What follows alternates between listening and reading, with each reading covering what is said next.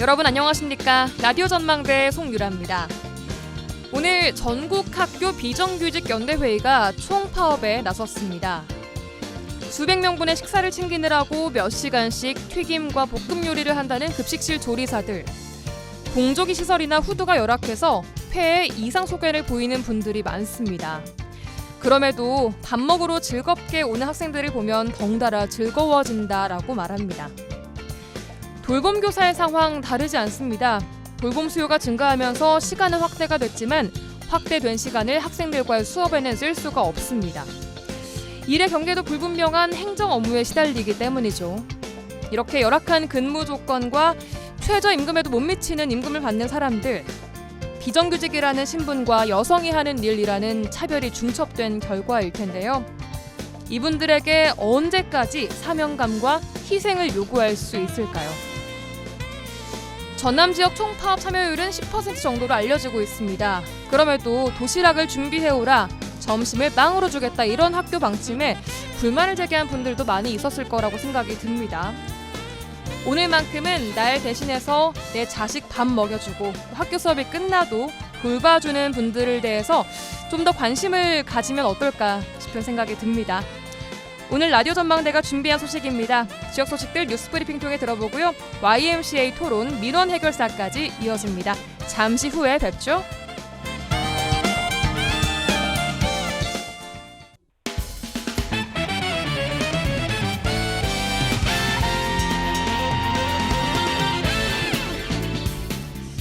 네, 3월 31일 금요일입니다. 먼저 우리 지역의 지역 뉴스 정리해 보겠습니다. 뉴스브리핑 GBS 뉴스 차범준 편집국장과 함께하겠습니다. 전화 연결돼 있습니다. 안녕하세요. 네, 안녕하세요. 네, 오늘은 먼저 순천으로 가보겠습니다. 자, 7개월간의 대장정이 시작될 2023 순천만 국제정원박람회를 개장을 하루 앞두고 조금 전인 6시부터 개막식이 진행되고 있어요. 네, 2023 순천만 국제정원박람회 개장 하루를 앞두고 이 박람회 개막식이 조금 전인 오후 6시부터 순천만 국가정원 인근 오천 그린광장 앞 그린 아일랜드 수상무대에서 진행되고 있습니다. 네. 개막식은 그동안 순천시가 여러 경로를 통해 참석을 요청한 윤석열 대통령이 참석했고, 여야 정당 대표 중에는 이정미 정의당 원내대표와 국민의힘 조수진 최고위원 등이 참석했습니다. 지역의 참석자로는 노관규 순천시장과 김영록 전남지사, 정병회 순천시 의회 의장을 비롯해 소병철 서동용 국회의원, 천하람 국민의힘 지역위원장 등 내외빈과 대국민참여단 등 모두 3만여 명이 참석한 가운데 개막식이 진행되고 있습니다. 네. 개막식이 진행되는 동안 동천 수상 특설 무대에서는 국내 최대 160m 규모를 자랑하고 있는데요. 중앙과 좌우에 빙하 구조물을 배치했고 식전 행사와 개막식 행사 또 식후 공연이 펼쳐집니다. 공식 행사는 오후 7시부터 내빈 입장과 개막선언, 국민의례, 환영사와 축사, 개막 공연 등이 이어지게 됩니다. 개막 공연은 숨쉬는 그곳 그리고 이곳이라는 주제로 순천만 습지의 탄생과 회복의 역사, 또 놀라운 생명력을 바탕으로 생명이 공존하는 지구라는 메시지를 담고 있습니다. 네, 지금 오천 그린 광장 앞 그린 아일랜드 일대가 들썩들썩할 것 같은데, 자, 오늘 개막식을 시작으로 7개월간의 대장정이 이어집니다. 2013년 정원박람회에 이어서 10년 만에 다시 열리는 정원박람회, 어떤 점이 좀 가장 달라진 건지 간략하게 내용을 좀 정리해 주시죠. 네, 2013년에 이어 10년 만에 다시 열리는 국제정원박람회는 먼저 개최 기간이 1개월 더 늘어나 오는 10월 말까지 7개월 동안 진행됩니다. 박람회 개최 공간 역시 기존의 국가정원에서 이번에 개막식이 열리는 오천 저류지와 시내 일원으로 장소가 확대됐습니다. 네. 박람회의 주요 볼거리로는 이 오천 저류지 옆에 위치한 이 아스팔트 도로를 잔디밭으로 조성한 그린 아일랜드와 예전의 동천 백길을 복원한 국가정원 백길, 그리고 미래 정원의 모습을 보여줄 시크릿 가든과 국가정원 식물원과 직접 정원에 머물며 하룻밤을 보내는 가든스테이 등이 운영됩니다. 네. 순천시는 이번 순천만 국제정원 박람회가 코로나19 이후 최장기간 열리는 국제행사라는 점에서 이 국내외로부터 많은 관심을 받고 있고 이 800만 명 정도의 관람객 유치를 기대하고 있는데 네. 박람회 개막 이전에 이 160만 명 정도의 단체 관람객을 사전에 확보한 만큼 이 목표하는 관람객 유치가 가능할 것이라는 기대를 갖고 있습니다. 네, 7개월 짧은 시간이 아닙니다. 그 시간 동안 정말 성공적으로 잘 진행이 되고 마무리될 수 있도록 함께 기대해 보겠습니다. 다음 소식 광양으로 가보겠습니다. 광양시에서 제정된 조례안이 관리가 되지 않거나 또 활용되지 않아서 유명무실하다 이런 지적이 나오고 있어요. 네, 광양시가 제정한 조례가 제대로 관리되지 않고 상위 법령에서 삭제됐음에도 방치되고 있거나 심지어는 조례안을 관리하는 조례가 있음에도 유명무실한 것으로 드러나 개선이 필요하다는 지적이 나왔습니다. 네. 이 같은 지적은 시 조례안을 발의하고 제정하는 기능을 맡고 있는 시의회 내부에서 제기됐는데요. 네. 광양시의회 박철수 의원은 최근 시정질의를 통해 광양시 조례안은 총 469건으로 이중 조례안의 근거가 되는 이 모법, 즉 상위 법령이 삭제되거나 변경됐음에도 그대로 방치된 경우가 19건이나 있다고 지적했습니다. 네. 이 정리를 해보면 상위법이 없어졌거나 변경되었는데 하위법인 시조례가 이 상위법에 맞게 정비되지 않고 그대로 방치되고 있다는 것인데요. 네. 실제로 광양시는 이 상위법이 바뀌었는데 하위법인 조례에 따라 상위법에도 없는 이 엉터리 문화예술 관련 위원회를 무려 10년 넘게 운영해온 사실이 드러났습니다.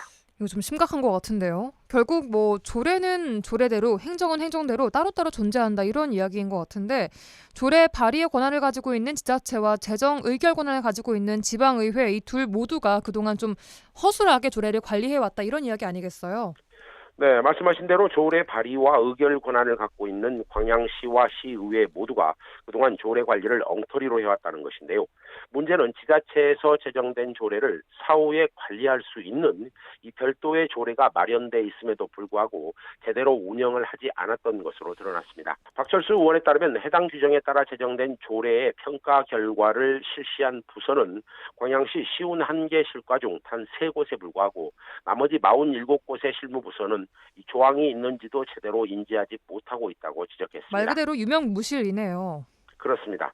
이 같은 광양시의 허술한 조례 관리에 대한 지적이 나오자 광양시 총무국장은 답변을 통해 이번 기회에 시 집행부 조례 관리에 대해 체계적인 점검을 하고 앞으로 수정에 나서겠다 이렇게 개선을 약속했습니다. 네, 반드시 필요해 보입니다. 다음 소식은 여수로 가보겠습니다. 여수시의회가 최근 갑, 을 지역구로 나누어서 현안 문제마다 갈등을 빚고 있습니다. 참 심각한 문제인데 의회 무소속 의원을 중심으로 자성을 촉구하는 목소리가 또 나오고 있습니다. 네, 여수시의회 갑을 지역구 간 시의원들의 지역 현안 문제에 대한 대립과 갈등 상황이 계속 이어지면서 의원들의 갈등 상황을 비난하는 의회 내부의 목소리가 무소속 의원을 중심으로 제기됐습니다. 최근 여수시의회 무소속 시의원인 주재현 의원은 임시회 5분 발언을 통해 최근 의회 내에서 벌어지고 있는 이 갑을 지역구 간 갈등에 대해 작심 비판 발언을 쏟아냈습니다. 네. 주재현 의원은 언제부터인가 여수시의회 의원들이 주민들이 아니라 공천권을 가진 국회의원의 눈치를 보고 있고 국회의원의 지시에 따라 움직이는 기형적인 구조가 나타나고 있다며 동료 의원들을 겨냥해 비난 입장을 냈습니다. 해당 의원은 지방의회 공천권으로 말미암아 국회의원과 지방의원 간에 갑을 관계가 형성되고 또 지방의원들이 국회의원의 비서라는 자조적인 비판도 나오고 있는 실정이라 이렇게 비판했습니다. 네. 또한 공천권이 국회의원에게 절대적으로 매여 있다 보니 양측의 관계가 공적인 영역에 국한되지 않고 사적인 영역까지 확장되고 있다고 주장했습니다. 네, 주민이 아니라 공천권을 가진 국회의원들의 눈치를 보고 있는 이 현실 참 씁쓸할 수밖에 없는데요. 피해는 시민들이 볼 것 같습니다. 이렇게 여수시 의회 갑을 지역구 간의 대립은 누가 봐도 여수 이 지역구 국회의원의 대리전이라고 볼 수 있을 만큼 좀 심각한 상황 아니겠어요? 네, 사실 지방의회 의원들의 의정활동을 보면 같은 당 지역구 국회의원의 정치적인 소신이나 지역 현안 문제에 대해 입장을 같이 하는 경우가 적지 않습니다. 하지만 최근 여수시의회의 경우처럼 이 갑을 지역구 간 시의회 의원들이 완벽하게 편이 갈려서 지역의 현안 문제에 대해 사사건건 대립하는 경우는 매우 이례적인 상황입니다. 네. 이 주재현 의원은 임시회 5분 발언을 통해 국회의원과 지방의원은 지방자치 발전을 위한 파트너가 되어야지 상하 관계나 갑을 관계가 되어서는 안 되고, 이 국회의원은 공천권을 무기로 지방의원을 사유화해서는 안 되고, 지방의원도 공천에만 눈이 멀어 지역민들의 소리에 귀를 닫으면 안 된다, 이렇게 작심 발언을 했습니다. 네. 이 여수 지역구 국회의원들과 지역구 소속 시의원들의 이 상대 지역구 의원들을 향한 일사불란한 일종의 편싸움을 보고 있다면, 이 다른 건 몰라도 여수시 국회의원들과 소속 지역구 시의원들 단합 하나는 참 잘 되어 있다는 생각을 해봅니다. 네, 여수시 정치권이 단합을 잘하는지 아니면 담합을 잘하는지 단어 비슷하지만 좀 경계가 모호해서 잘 지켜봐야 될 것 같다는 생각을 해보겠습니다. 오늘 여기까지 듣겠습니다. GBS 뉴스 차범준 편집국장과 함께했습니다. 고맙습니다. 네, 고맙습니다.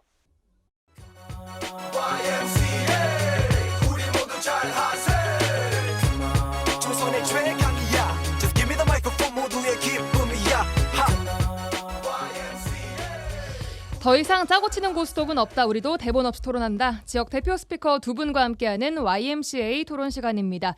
여수와 순천 YMCA 김대희, 김석 사무총장님과 함께합니다. 안녕하세요. 네, 안녕하십니까. 네, 안녕하세요. 네, 오늘부터는 금요일로 코너가 옮겨져서 한 주간 그 지역 이슈들에 대해서 토론을 해보는 시간인데, 요일 개편 첫날 제가 대신 진행을 나왔어요. 저희는 좋습니다. 네. 이용선 아나운서 휴가를 보고 계실 것 같은데 아마. 휴가 복귀해서 다음 주에 무슨 욕 들어먹으려고. 한 주간 어떻게 보내셨어요? 예, 저는 이틀 전에 그 나주에 있는 한국전력하고 전력거래소를 중심으로 해서 우리 에너지 시민연대 활동가들 한 35명 정도가 워크숍을 다녀왔는데요. 네. 어떻든 우리나라의 전기 에너지를 총 관리하고 또 공급 배분을 하는 이 뭐 국가기관 전략적인 두 기관을 방문해서 요즘 탄소 중립에 대한 내용들이 공공기관이 어떻게 고민하는지 같이 이야기 나누는 그런 시간을 가졌습니다. 그렇게 하고 요즘은 또 제가 챗 GPT, 예. 그죠? 챗 GPT 요즘 핫하던데. 네. 공부를 좀 해보려고. 그럼 공부하는 게 아니라 익히는 겁니다. 익히는 건가요? 네. 이게 꼭 우리가 나이 드신 할머니가 이제 타자 워드 처음 배우듯이 네, 컴퓨터 처음 배울 때처럼. 네, 그런 느낌으로 가고 있는데, 확실히 그래도 아무리 그래도 우리 인간이 마지막 한 5%는 정리를 해줘야지만 이게 좀 될 것 같다는 아니, 느낌이 5%라뇨. 엄청나게 많은 방대한 양에서 인간의 판단과 이런 것들이 필요한데 챗 GPT를 신뢰하면 안 되는 거예요. 그렇죠. 마지막 정리와 평가와 취사 선택은 인간이 해야 된다. 인간이 해야 된다. 네. 사용해 보셨어요? 네. 아직도 연습하면서 오류가 좀 사용해봤어요. 많던데요. 오류들도 네. 많고. 오류도 많고 네. 제가 최근에 순천만 국가정원 박람회 네네. 검색을 챗 GPT로 했더니 대단히 저는 굉장히 놀라울 정도로 많은 정보가 나오더라고요. 그래요. 관련된 뉴스까지 쭉 나오기도 하고, 오. 또 제가 작년에 주민자치 관련된 논문을 써서 혹여하고 주민자치 관련된 내용에 대해서 주민자치와 뭐 시민 권력을 딱 쳤는데, 김석도 검색하셨죠, 같이. 아니 그렇지 않아요. 뭐 그렇게 개인적인 건 아니고 하여튼 그렇다는 거고. 네. 저는 이제 한 주 동안 어쨌든 순천이 오늘 국가정원 박람회, 정원 박람회가 2023년 정원 국제정원 박람회요. 네. 박람회가 오늘 개막식을 하잖아요. 그러다 보니까 시가 전체로 막 들썩들썩 하고 있는 분위기입니다. 들썩들썩 하고 있는 분위기인데 연초에도 그랬지만은, 그런데 그 국가에서 진행하고 있는 그 시가 맡아서 하는 또는 시가 주도하는 일 중에서 이 노동자를 대하는 태도들이 좀 마땅치 않아요. 그래서 어제는 그 순천 지역에 있는 시민사회 개인까지 포함해가지고 34개 단체가 모여가지고 다음 소위라는 영화를 공동체 상영을 어제 한 바 있습니다. 네. 굉장히 그 고구마 한 20개 먹은 것 같은 느낌의 느낌. 답답한 결과물, 영화를 보고 그렇게 답답할 수가 없는데, 지금 이제 오늘 개막식을 앞두고도 또 국가정원 노동조합 소속에 있는 20여 명의 노동자들이 고용승계를 요청하면서 이 굉장히 기쁘고 축제 같은 날에 우여곡절 끝에 결국은 결정을 해도 문화제를 한다고 하는 이 두 가지 양면의 모습을 보면서 대단히 좀 안타깝고, 시작할 때 우리 노광규 시장이 이 문제를 좀 해결하고 시작했었으면 얼마나 좋았을까라고 하는 그런 어떤 심정들을 서로 토로하는 일들이 이번 주에 되게 좀 많았던 것 같습니다. 네. 자, 지금 YMCA 토론은 보이는 라디오로 녹화가 되고 있고요. 생방송 끝난 뒤에는 유튜브 여수 MBC 뉴스 플러스 채널로도 다시 보실 수 있습니다. 자, 주제 토크 해보겠습니다. 오늘은 여수와 순천 시장들의 행정 스타일에 대한 약간 전격 비교 분석 같은 느낌으로 이야기를 해볼까 하는데, 최근 여수시 임시회 시정 질의 과정에서 정기명 시장의 책임 있는 현안 해결을 촉구하는 발언이 나왔습니다. 뭐 그도 그럴 것이 웅천 생활형 숙박시설 용도 변경, 또 여수 대학병원 유치, 통합청사 등등등 지역 현안에 대해서 정 시장이 공개적인 입장 표명을 자제해 왔기 때문인데요. 이와 반해서 노관규 시장 같은 경우에는 지역 현안마다 적극적으로 목소리를 내고 있단 말이죠. 두 시장이 이렇게 상반된 모습을 보이고 있어서 오늘 이야기를 해볼까 합니다. 자, 먼저 이 주제 나누기 전에 앞서서 전두환 씨의 손자 전우원 씨의 광주 방문 또 사과에 대한 이야기를 안 나눌 수가 없겠습니다. 전우원 씨의 광주 방문 사과, 또 오늘은 5.18 묘역 참배까지 전두환 일가 가운데는 처음으로 사죄를 했습니다. 이 과정 쭉 보시면서 어떻게 총평하시겠습니까, 김대희 총장님? 제가 보기에는 현실적으로 노태우 전 대통령과 또 그 가족들은 5.18 강주에 대해 정확하게 사과를 했어요. 공식 사과를 하고 방문도 여러 번 하고, 또 강주 시민들은 어떻든 진솔한 자기 사과를 했던 노태우 가족들에 대해서는 나름대로 환영했고, 그런데 전두환 전 대통령의 경우에는 당시 정권의 최고 책임자들 혹은 가족 어느 누구도 사과를 안 했거든요. 오히려 더 왜곡하고 진실을 숨기려는 데 급급했는데, 그 전우현 손자가 어떻든 뭐 가족을 대표한 건 아니지만 가족 중에 유일하게 강주에 대해서 진솔한 사과를 했다는 것은 저는 굉장히 뭐 좋은 내용이라 보는 거고요. 그나마 전두환 씨 가족들 중에서 그나마 인간다운 사람이 한 명 있다라는 것이 강주 시민들 의견이거든요. 의견인 거고, 이걸 통해서 어떻든 윤석열 정부 하에서도 주요국 국가 고위직을 맡았던 사람들이 좀 있어요. 진실화해위원회 위원장이라든가, 또 뭐 최고위원들이 보면 5.18 정신을 헌법 전문에 넣는 것도 공개적 반대를 하잖아요. 이런 상황에서 어떻든 가장 그것을 왜곡이 심했던 전두환 씨 가족 중에 한 명이 어떻든 진솔한 사과 내용은 저는 굉장히 잘했던 거고, 이걸 통해서 좀 가족들 전체가 반성하고 강주를 찾아와서 사죄하는 모습을 보였으면 좋겠습니다. 네, 김석 총장님.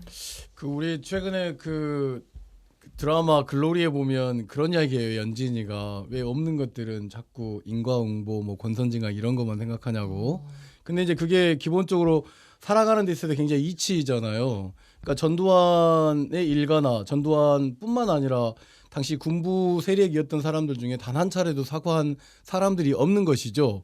그런데 이제 이 과정에서 전두환의 손자라고 하는 전우원 씨가 학살이라고 하고, 그리고 본인들의 가족들을 범죄자라고 하는 것에 대한 국민들이 받아들이는 어떤 뭐랄까 그 나름대로 전두환 일가에도 저런 인물이 있을 수 있나라고 하는 것이 있는 거고, 한편으로는 상당히 좀 반가운 것도 있지만 한편으로는 굉장히 못내 아쉬운 거죠.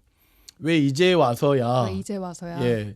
더군다나 이제 앞서 김대희 총장도 이야기했지만 노태우는 사과한 적이 없어요. 노태우 아들이 와서 사과한 것이죠.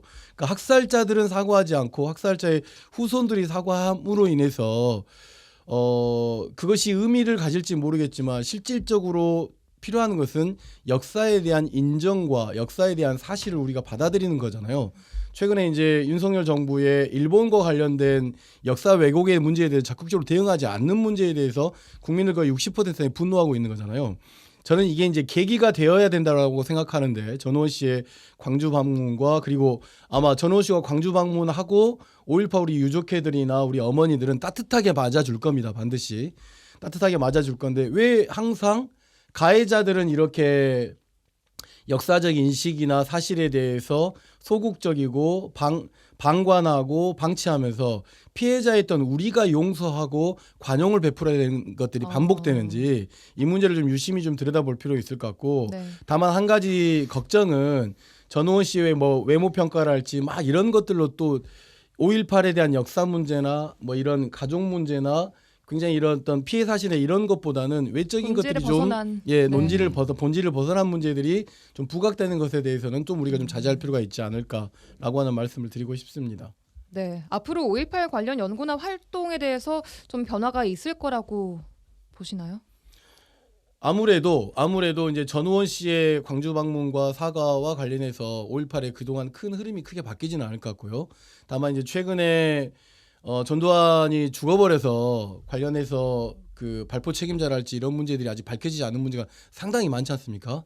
그런 가운데서 이제 올해 초에 당시 이제 그 5.18 광주 시민들을 명령에 의해서 학살했었던 군인들이 네. 군복을 입고 5.18 묘지를 참배한다거나 이런 일들이 벌어지고 있는 것은 5.18 문제에 대해서 일정 부분 새로운 국면, 그러니까 한 2, 3, 4단계의 새로운 국면으로 좀 접어들고 있는데 굉장히 중요하게 생각하고 있는 것은 역사적 진실이 제대로 밝혀지고 있지 않다는 거죠. 여전히. 그 문제에 대해서 좀 더 집중을 해야 된다라고 볼 수 있을 것 같습니다. 네, 김대희 총장님. 네, 현실적으로 5.18을 누가 왜 어떤 목적으로 일으켰는지에 대한 객관적인 사실들을 아직 밝혀내야 되는 측면이 있거든요. 그런데 이제 문제는 이제 정권이 바뀌면서 윤석열 정부 하에서 중요한 역할을 해줄 게 진실가해위원회거든요. 김광동 위원장이 있는 곳인데 김광동 위원장은 5.18 가장 폐마하고 왜곡했던 당사자였거든요. 그런데 이제 국회에서 마지못해 5.18에 대해서 그냥 울며개잠꾸시기로 뭐 사과 아닌 사과를 했거든요. 그리고 국민의힘도 최고위원들이 보면 노골적으로 5.18은 북한의 지령에 의한 거고, 그죠? 그리고 뭐 헬기 사격은 없었던 거고, 그리고 뭐 헌법 전문에 5.18은 들어갈 필요가 없다는 공공연히 이렇게 외치고 다니는 거거든요. 네. 이런 상황이라면 앞으로 윤석열 정부 4년 동안에는 네. 5.18 문제는 진척이 하나도 없을 거다.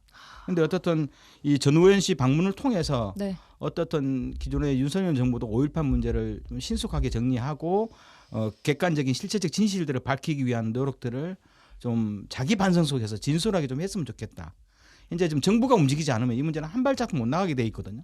그래서 이런 국민들의 우려, 강주의 이야기들을 좀 윤석열 정부가 좀 귀담아 들었으면 어떨까 생각을 합니다. 이 정부 들어서 저는 되게 놀라운 광경을 몇 가지를 봤는데 그 국회의원들이 상임위원회 질의에서 독도는 누구의 땅이냐, 그리고 일본의 강제합병이 이건 무효냐 무효가 아니냐라고 물어봤을 때 장관들이 이것에 대해서 명확하게 답을 못하는 거예요. 이런 그러니까요.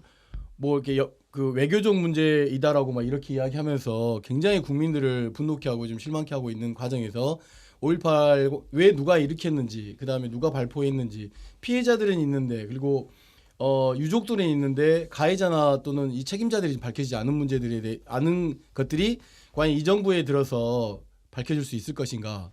그 맥락을 같이 하고 있는 국민의힘이 여당인데 과연 그것이 밝혀질 수 네. 있겠는가?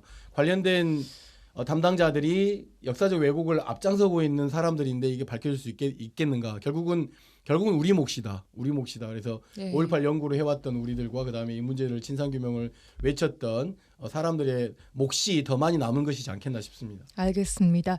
여기까지 듣도록 하고요. 이제 다음 주제로 넘어가 보도록 하겠습니다.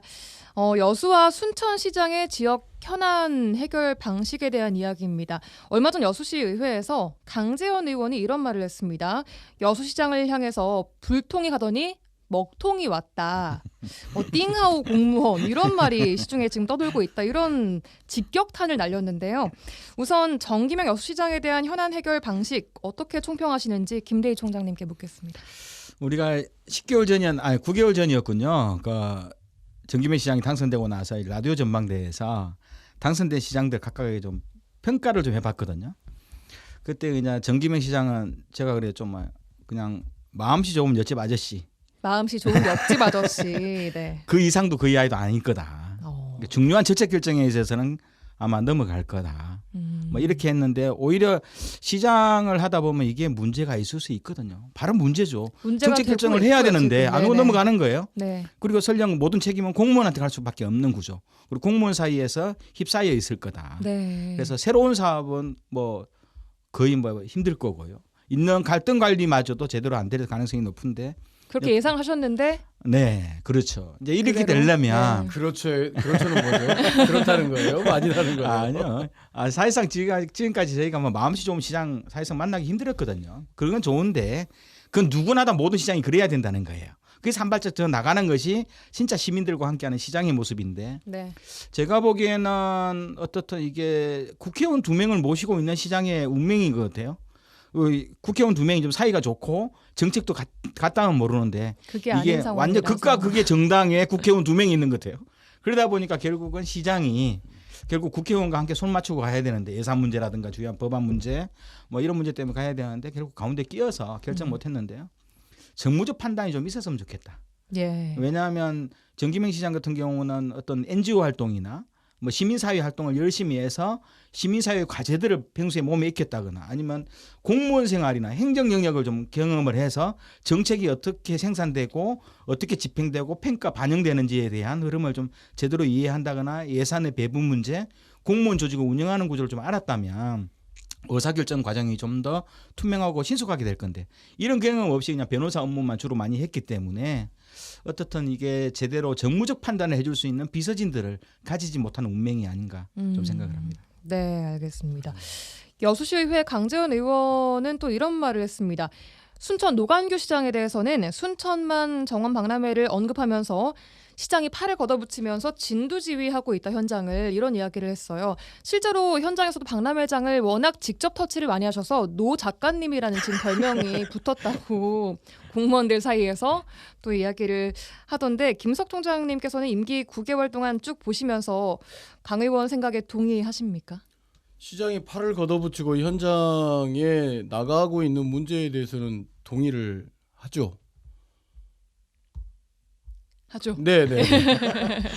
그러나 앞서 강 의원이 질의했던 문제는 현안 문제 해결 방식이잖아요. 네. 적극적이냐 적극적이지 않느냐 네. 뭐 이런 거고 해결하느냐 해결하지 못했느냐라고 놓고 본다면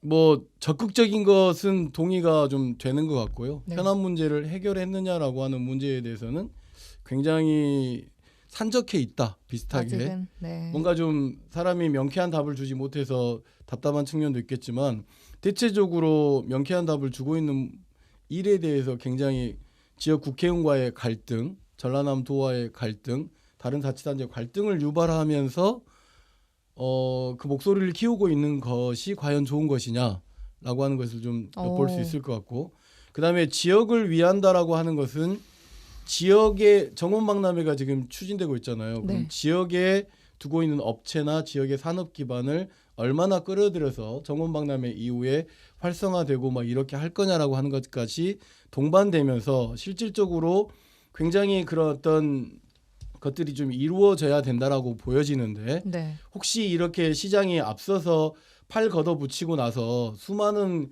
공무원들이 경무에 시달리는 건 아닌가라고 하는 것을 좀 되돌아볼 필요 있겠죠. 띵하오 공무원이라고 강 의원께서는 이야기하셨던데 공직사회 안에서 과연 이런 스타일 저런 스타일을 많이 겪어본 공무원들 입장에서 무엇이 더 좋느냐 마느냐라고 하는 평가를 그렇게 폄하해서는 안 된다. 그러니까 네. 실질적으로 정책부서에 있는 공무원들은 그것을 실행하기 위해서 최선을 다하는 거고, 그다음에 그것과 관련되지 않은 공무원들까지 그 업무에 끌어들였을 때 공직사회나 다른 지역에서는 굉장히 그것과 불평불만이 되게 많을 수 있죠.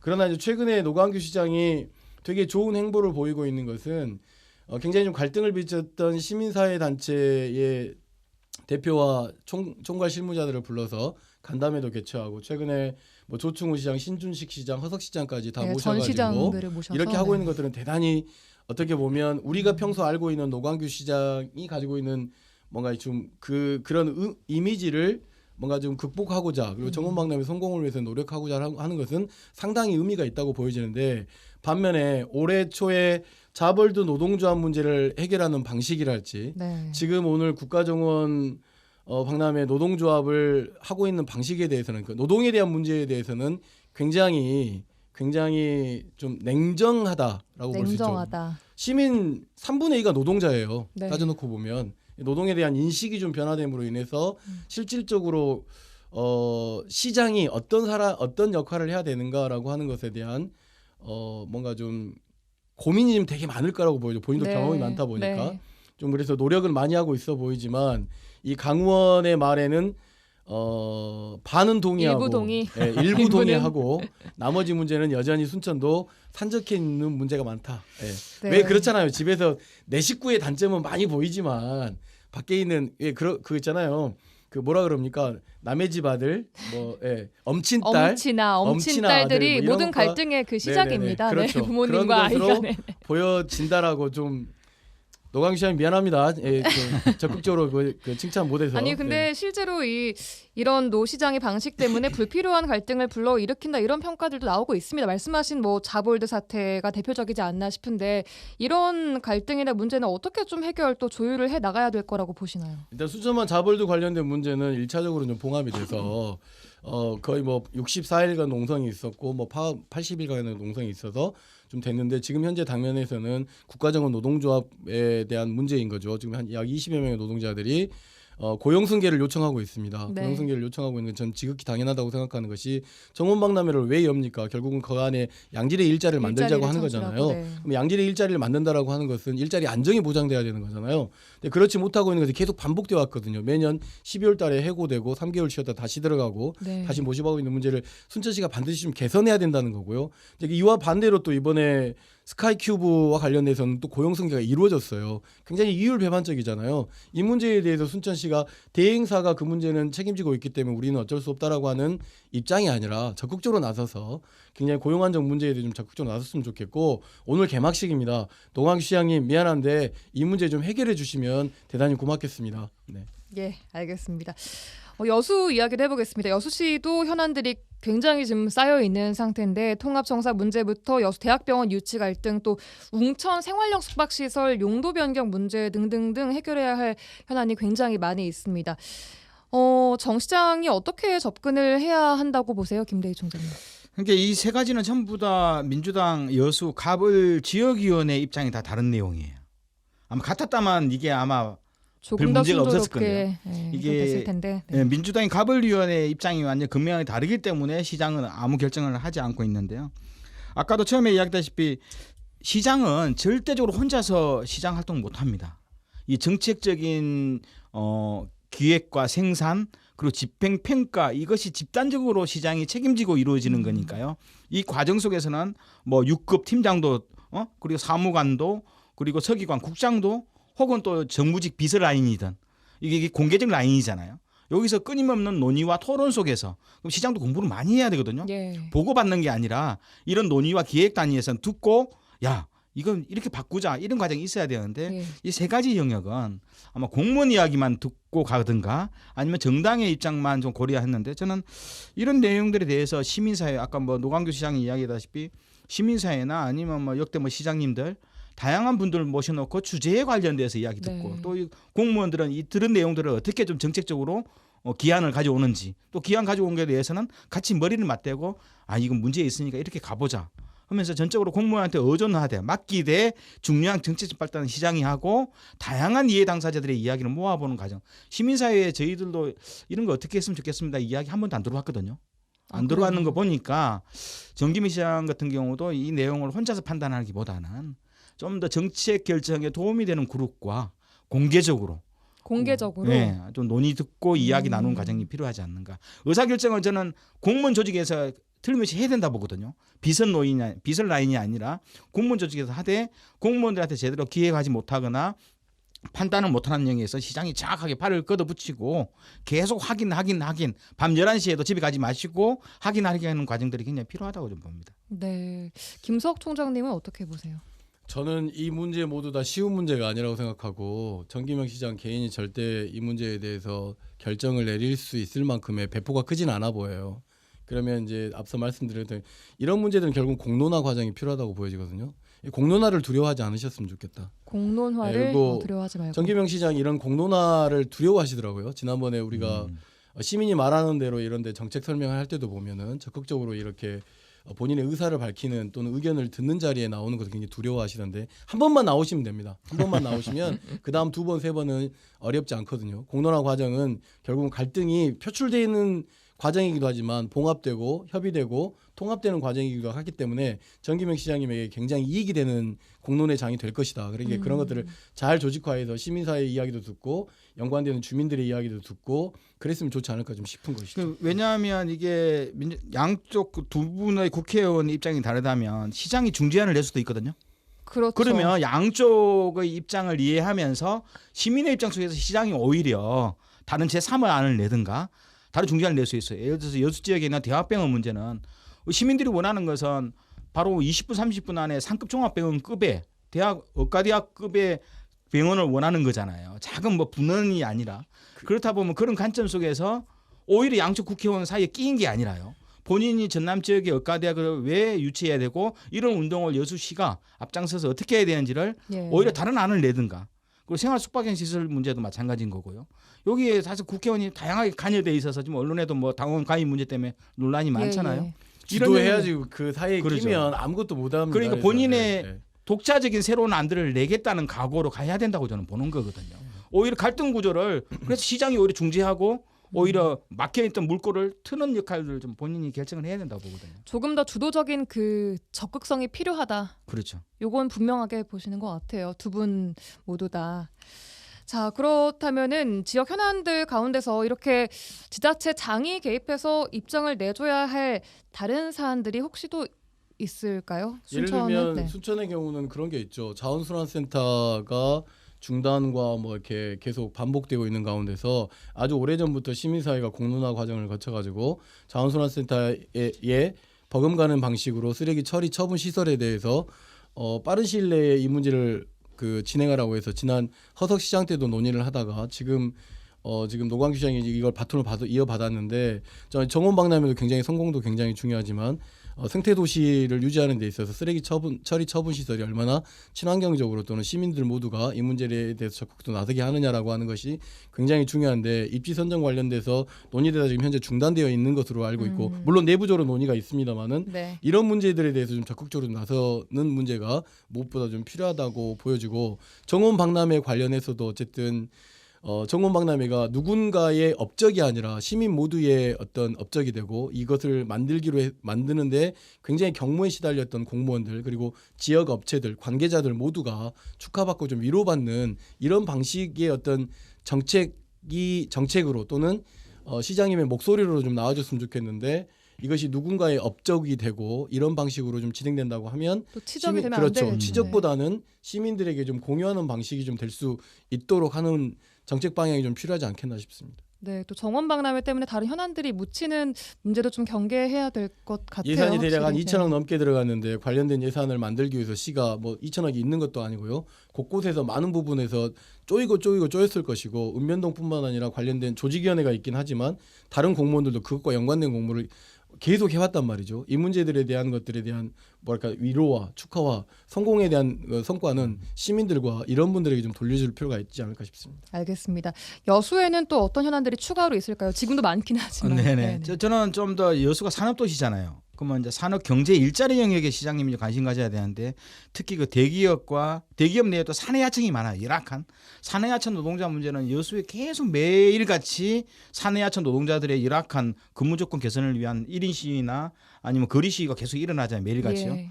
그래서 좀 더 시장이지만 민간 영역이지만 어떻든 대기업들이 지나치게 헐값으로 열악한 근무 조건들을 또 급여 조건을 양산하는 산단 내에 그 대기업 사내하청 근로자들의 그 처우 개선 문제 여기에 관심을 가져야 되고요. 더불어서 요즘은 최저가 낙찰제로 우리 여수 지역에 있는 중소 납품업체들이 상당히 많이 도산의 위기에 놓여 있어요. 예. 적자를 보면서 대기업에 물품 납품을 하고 있거든요. 이런 문제와 관련되어서 적정 낙찰제 도입과 관련된 그래서 좀 더 경제적으로 여수 시민이자 여수 지역에 있는 중소기업들이 좀 더 자기 대접을 받는 사람 대접을 받고 일정하게 이윤이 있어야지 여수에 경제적 도움이 되는 거 아니에요. 그래서 이런 산업 경제 일자리 영역에 시장님이 좀 더 관심을 가져줘서 그냥 말만 듣는 게 아니라요. 네. 새로운 좀 대안을 내는. 그래서 누구나 다 시장님한테 의지할 수 있고 시장님을 믿고 뭐 경제나 산업 활동들을 해나갈 수 있도록 해주는 과정. 어차피 대기업 만나다 큰 소리 칠 수 있는 것은 국회의원 아니면 시장님 아니면 없거든요. 이런 분들이 큰 소리 쳐서 이런 노동자들의 삶들을 또 지역의 열악한 중소기업의 뭐 경제적 상황들을 좀 타개해 주는데 좀 더 관심을 가져주면 좋겠습니다. 저는 이제 기후 위기 관련해서 김대희 총장님 이야기할 줄 알고 양보했는데 여수 순천 광양에 굉장히 오랫동안 산적해왔던 대기 오염 문제랄지 환경 오염 문제가 있잖아요. 이 문제에 굉장히 직접적으로 당사자들이 우리 주민들이란 말입니다. 그렇기 때문에 이 세 개 시장님들께서는 기후 위기나 에너지 문제와 관련해서도 좀 더 좀 의미 있는 정책들을 만들어내기 위한 서로의 좀 협동과 협의가 좀 필요하지 않을까라고 싶은 행정 생각이죠. 협의에서는 그게 안 나와버렸어요. 네네. 네, 좀 이번에. 안타까운 문제이지만 이건 누구도 경험하지 못한 문제이고 또 순천 뭐 약간 인구가 증가하고 있다고 하지만 여수, 순천, 광양 모두 다 인구 그 총량에서 줄고 있는 관련해서 위기죠. 줄고 있어요. 총량에서 네, 줄고 네. 있기 때문에 이런 문제와 관련해서 어쨌든 세계 도시가 어떻게 협의할 것이냐 이런 문제들에 대해서 굉장히 좀 적극적 행보가 필요하다. 네. 각자 도시만 살려고 하는 각자 도생 방식으로는 굉장히 서로가 경쟁 상대로 내모는 것이기 때문에 네. 시장님들이 모이셔가지고 함께 살기 위한 방안을 좀 찾는 것이 필요할 것 같습니다. 상생 방안 논의까지 이 방송은 오늘 시장님들께서 꼭 좀 챙겨 들어 보셔야 될 것 같은. 좀 안 들으셨으면 좋겠습니다. 괜히 혼날 것 같기도 하고 또 그리 안에도 모난돌인데 더. 네, 알겠습니다. 오늘은 여수와 순천 두 지역 시장들의 행정 스타일 이야기를 비롯한 지역 현안 이야기 해봤습니다. YMCA 여수 순천 김대희 김석 사무총장과 함께했습니다. 고맙습니다. 네, 네, 감사합니다. 감사합니다. MBC 라디오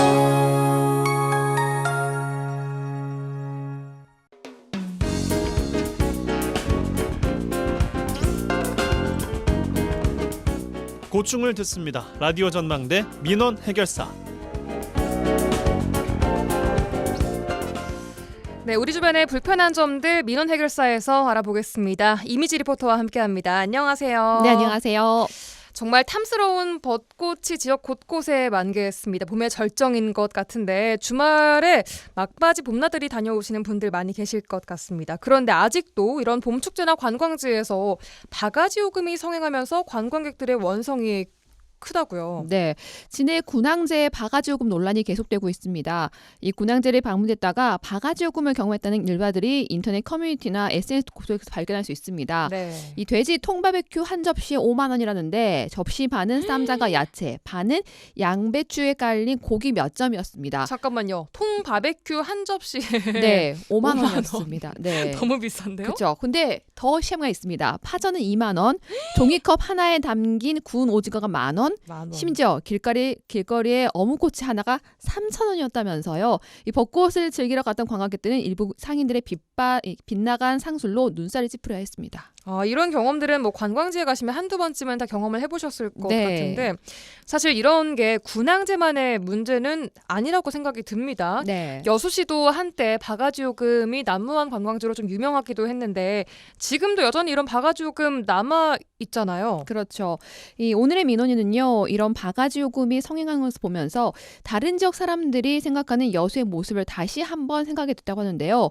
이 지역의 바가지 요금에 대한 문제점을 익히 알고 있었지만 얼마 전 다른 지역에 여행을 갔다가 여수의 바가지 요금에 대해 이야기하는 것을 듣고 지자체에서 이 바가지 요금 근절의 노력을 해야 했으면 하는 생각이 들었다고 합니다. 네. 민원인 인터뷰입니다. 제가 딸하고 제주도 여행을 갔었는데 어디 횟집에 갔었는데 갑자기 옆에 그 관광객들이 여수 욕을 하는 거예요.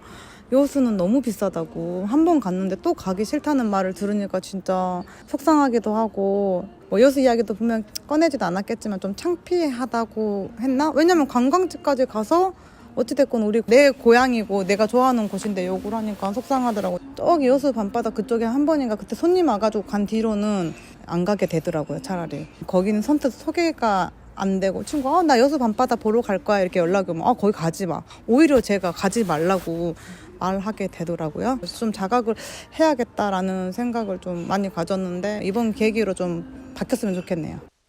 아, 여수 욕 같은 경우에는 저도 너무 속상하네요. 여수 그렇죠. 사람으로서 사실 이런 좋은 이미지들이 한 번 생기게 되면은 되돌리기가 참 힘듭니다. 그리고 이 근절은 잠깐이고 또 관광객이 늘어나면 다시 시작되는 게 이 바가지 요금인 것 같아요. 네, 이렇게 지역 곳곳에서 관광객들을 대상으로 하는 바가지 요금이 암묵적으로 이어지면서 시민들은 관광지를 찾기 좀 꺼려지게 됩니다. 네. 또 다른 지역의 지인들이 오게 되면 추천하지 않게 되죠. 이런 바가지 요금들이요 SNS를 통해서 알려지면서 여수 여행을 검색하면 바가지 요금 피하기 방법 등이 나오기도 해요. 아, 속상해요. 네, 또 주요 관광지에서 숙박이나 식사를 하지 말라는 글도 많이 찾아볼 수 있습니다. 네. 이 심지어 SNS상에 순천 정원 박람회 방문 계획이 있는 사람들이 벌써부터 순천의 바가지 요금이 어떤가요? 또 여수 순천 어디가 더 심한가요? 이런 걸 묻는 경우도 볼 수 있습니다. 진짜요?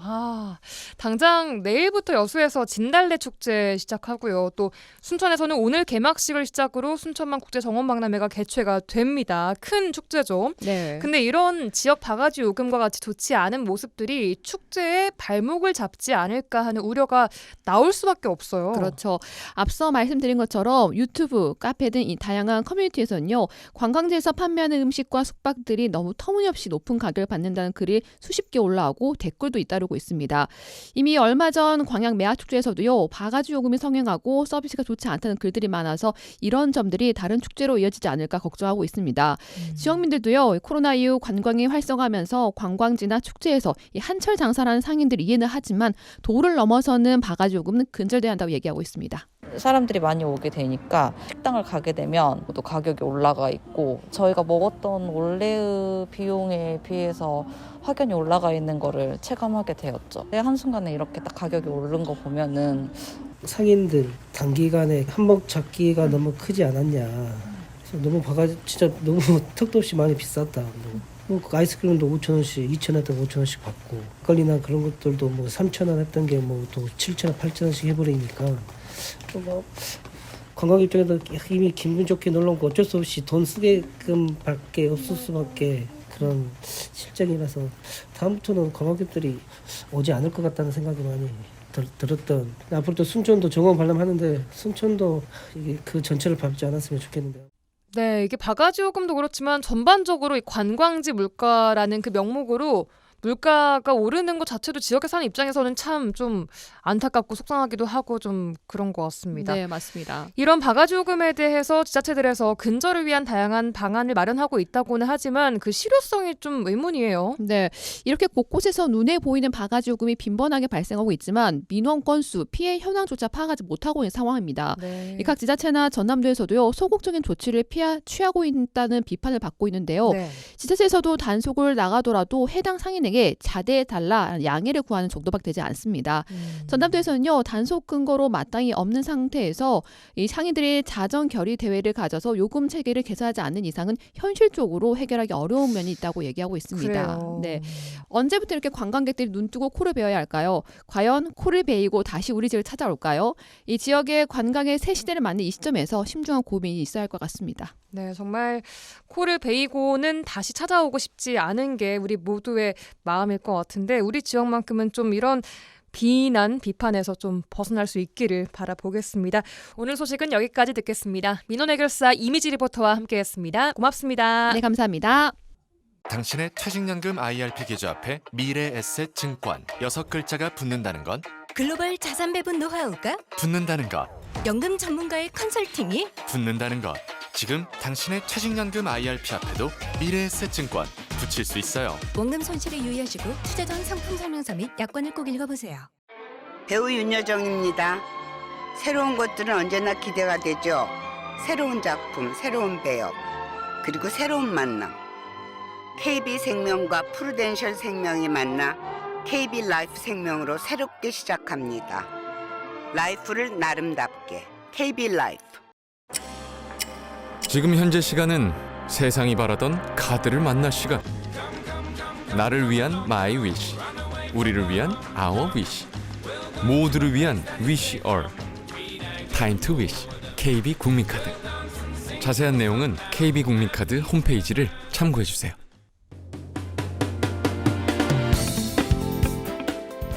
오늘 라디오 전망대 준비한 소식은 여기까지입니다. 송유라였습니다. 함께해주신 여러분 고맙습니다.